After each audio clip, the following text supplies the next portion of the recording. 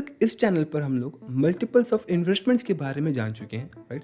जहां पर आपको फिक्स्ड, सिक्योर और साथ ही साथ हाई ग्रोथ वाले रिटर्न्स के इन्वेस्टमेंट ऑप्शंस के बारे में भी हमने बात कर रखा है, लाइक वो एसआईपी हो या फिर आपका अल्टरनेटिव इन्वेस्टमेंट्स, राइट? आज हम जानेंगे कि कैसे आप अपने लिए एक स्मॉल अमाउंट इन्वेस्टमेंट करके जो है monthly income for life long तैयार कर सकें। इनसे 6,500 इन्वेस्ट करके आप कैसे 65,000 रुपीज़ तक का monthly income for life long तैयार कर सकते हैं। चलिए शुरू करते हैं इस वीडियो को फ्रेंड्स, बिना लेट किया। सो मंथली इनकम के लिए सबसे पहले हम चलते हैं लो रिस्क के सोर्सेज की जरूरत है। सबसे पहला है post office monthly income scheme. यहाँ पर जब आप इन्वेस्टमेंट करते हैं तो रिस्क एकदम जीरो रहता है, बहुत ही कम होता है। आपको यहाँ पर 7.4% तक का रिटर्न्स मिल जाता है। यहाँ पर आप इंडिविजुअल 9 लाख रुपीज़ और अगर आप जॉइंट अकाउंट खोलते हैं तो अप टू 15 लाख रुपीज़ तक जो आप डिपॉजिट कर सकते हैं। और यहाँ पर आपको मंथली इनकम कैसे मिलेगा, तो ये 7.4% of 15 lakh rupees divided by 12, तो एवरी मंथ आपको 9,250 रुपीज़ के आसपास जो है एवरी मंथ आपको लाइफ लॉन्ग मिलता रहेगा। बट कीप इन माइंड कि एट द एंड में आपको अगर कुछ भी होता है या फिर अगर आप चाहते हैं लमसम पैसा निकालना, तो वो जो पैसा आप इन्वेस्ट कर रहे हो प्रिंसिपल अमाउंट, वही पैसा जो है एट द एंड में बचता है।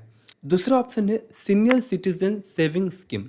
यहाँ पर आपको रिटर्न्स काफ़ी अच्छा मिल जाता है, दैट इज 8.2% के आसपास। बट कंडीशन ये है कि आपकी एज मोर देन 60 होनी चाहिए। 60 प्लस के लिए यहाँ पर आपको अप टू 8.2% तक का रिटर्न्स मिल जाता है। यहाँ पर आप कितना इन्वेस्ट कर सकते हैं, तो मैक्सिमम आप यहाँ पर 15 to 30 लाख रुपीज़ तक जो है आप यहाँ पर इन्वेस्ट कर सकते हैं।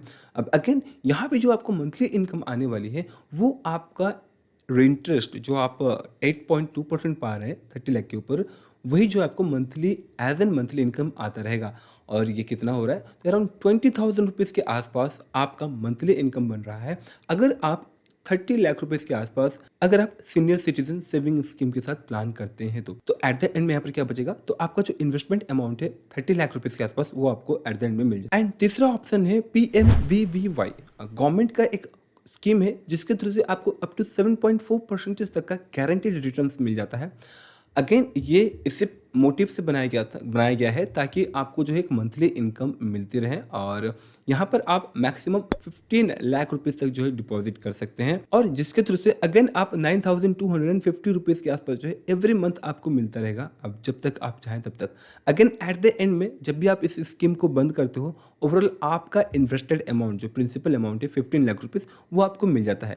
अगेन अब तक जितने भी इन्वेस्टमेंट्स के बारे में हमने बात किया है जहाँ से आप मंथली इनकम पा सकते हो, उन सब में जो है आपका इनकम टैक्सेबल स्लैब में जाता है। बट जो चौथा ऑप्शन है that is life insurance plus saving scheme, जहां पर आपको लाइफ कवर मिल जाता है आपके इन्वेस्टमेंट अमाउंट के बेसिस पर, और साथ ही साथ आपका जो भी मैच्योरिटी बनता है फिर जो भी आपको मंथली इनकम मिलने वाला होता है वहां पर एक भी रुपये का टैक्स नहीं लगता है। जी हाँ, वो भी गारंटीड सेक्शन पे, जहां पर आपको अप टू 7.2% तक का रिटर्न मिल जाता है।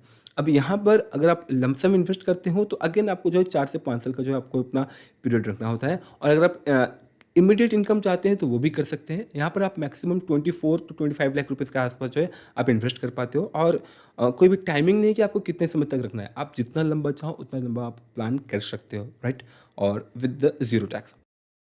अब ये सारी वो गारंटेड एंड काफ़ी लो रिस्क वाले इन्वेस्टमेंट ऑप्शंस थे जहाँ पर आपको काफ़ी हाई अमाउंट पे करने के बाद एक छोटा सा जो है मंथली इनकम मिल पाता है जिससे आप मे बी और मे नॉट बी सेटिस्फाइड हो पाओ, राइट? अब अगर आप एक हाई ग्रोथ और काफ़ी अच्छा रिटर्न्स चाहते हैं तो थोड़ा सा रिसर्च करके आप काफ़ी अच्छा मंथली इनकम बना सकते हैं up to 65,000 rupees per month तक का। क्या से, चलिए जानते हैं। लेट्स एज्यूम कि आज आप 25 की एज में हैं और आराम से आप अगले 20 ईयर्स या फिर 30 ईयर्स तक जो है जॉब करने वाले हो और आपकी एक स्टेबल सोर्स ऑफ इनकम है, राइट? तो यहाँ पर अगर आप अपने अगले 20 ईयर्स के लिए एक SIP बना लेते हो, वो भी मात्र 6,500 रुपीज़ का, राइट? 20 ईयर्स के लिए। और लेट्स एज्यूम कि आपने काफ़ी अच्छा रिसर्च कर लिया और आप बिल्कुल भी रिस्क नहीं लेना चाहते हो। अगर आप एक लार्ज कैप फंड के साथ भी जाते हो जो कि निफ्टी 50 है, एवरेज आपको वहाँ पर 12 to 13% तक का या फिर 14% तक का भी जो है रिटर्न मिल जाता है। तो ओवरऑल 20 ईयर्स में आप जो पैसा इन्वेस्ट कर रहे हो अराउंड 74 लाख रुपीज़ के आसपास हो जा रहा है। अब इस 74 लाख रुपीज़ को हम अगर सिस्टमेटिक विड्रॉल प्लान में अगर इन्वेस्ट कर लें और एक्सपेक्ट करके चलते हैं कि हमें अराउंड 12 to 13% तक का रिटर्न मिल जाती है।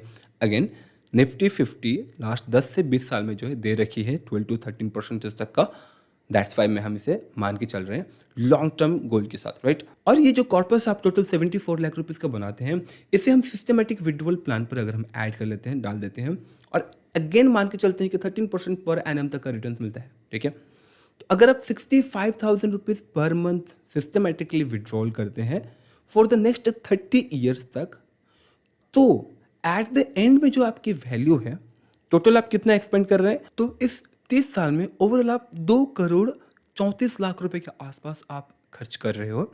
एट द एंड में जो बैलेंस बचता है वो 7 करोड़ 28 लाख रुपए के आसपास जो है आपके हाथ में एंड वैल्यू बच जाती है 30 साल तक खर्च करने के बावजूद। एंड इस रिसर्च के बाद अगर आप एक सिस्टमेटिक इन्वेस्टमेंट स्टार्ट करते हैं, ऑब्वियसली आप अपना रिटायरमेंट और साथ ही साथ आप अपने फैमिली के लिए आपके बाद भी आप एक अपनी लेगेसी बनाकर जा सकते हो। So it's completely depend on you कि आपके क्या खर्चे हैं और आप क्या विड्रॉल करना चाहते हो और आप कौन सा फंड चूज़ करते हो रिसर्च करके for the long run. Again bonus point कि अगर आप लेट गेस अपना SWP थोड़ा लेट कर लेते हो, दैट मीन्स कि सिस्टमेटिक विड्रॉवल प्लान 40 ईयर्स तक आपने इन्वेस्टमेंट किया, राइट। सो अगर हम देखें तो अर्ली रिटायरमेंट प्लान करना काफ़ी इजी है, बट उसके लिए डिसिप्लिन और साथ ही साथ सिस्टमेटिक इन्वेस्टमेंट भी करना होता है। So that's all. I hope कि आपको ये वीडियो यूजफुल लगी होगी। अगर कोई भी फीडबैक हो तो कमेंट बॉक्स में कमेंट जरूर करें। मिलते हैं अगले वीडियोस में, तब तक के लिए जय हिंद, जय Bharat, and thanks for watching this video. जय हिंद।